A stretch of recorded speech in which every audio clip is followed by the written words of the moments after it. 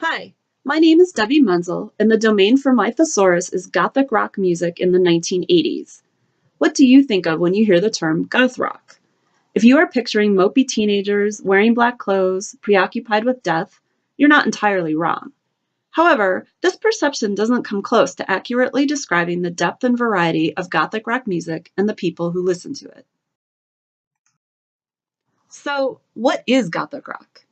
Wikipedia defines it as, quote, a musical subgenre of post-punk and alternative rock that formed during the late 1970s.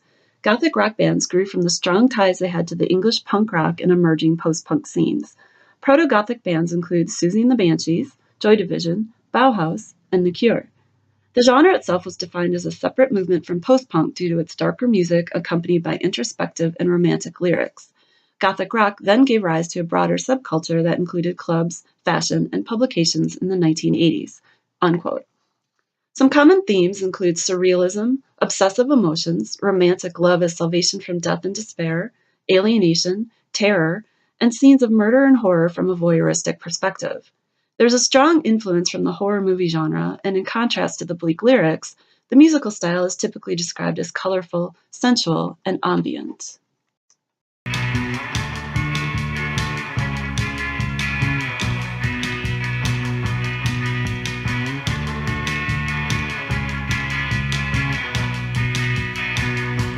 White on white, translucent black capes, back on the rack.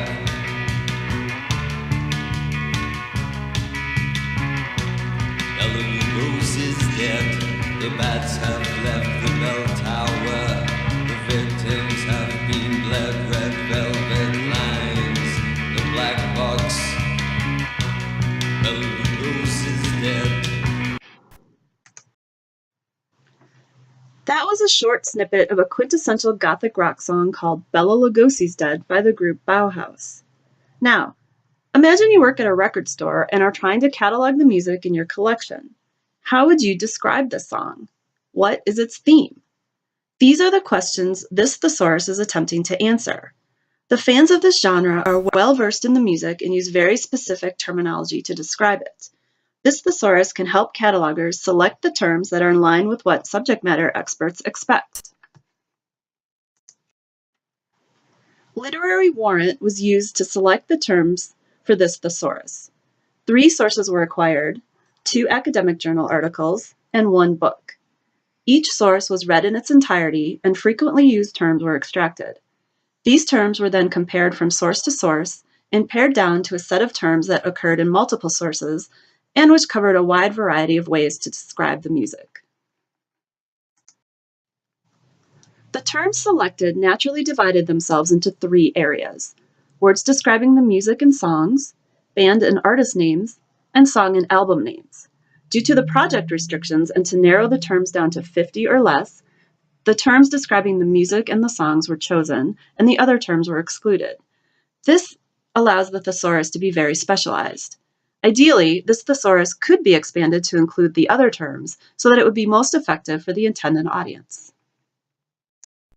The ontology for the domain Gothic rock music in the 1980s is divided into 2 entities, or concepts: themes and descriptions.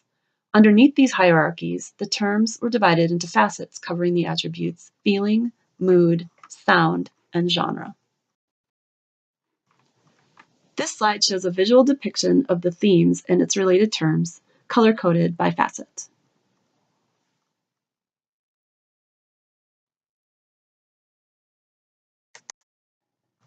This slide shows a visual depiction of the description and related terms, color-coded by facet.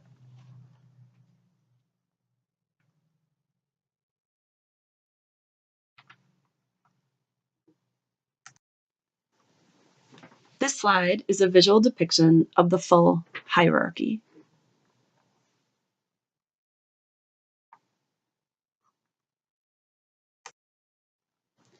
That concludes this short presentation of my thesaurus for Gothic rock music in the 1980s. If you have any questions about goth rock or would like to see the full thesaurus, please feel free to contact me. Thanks!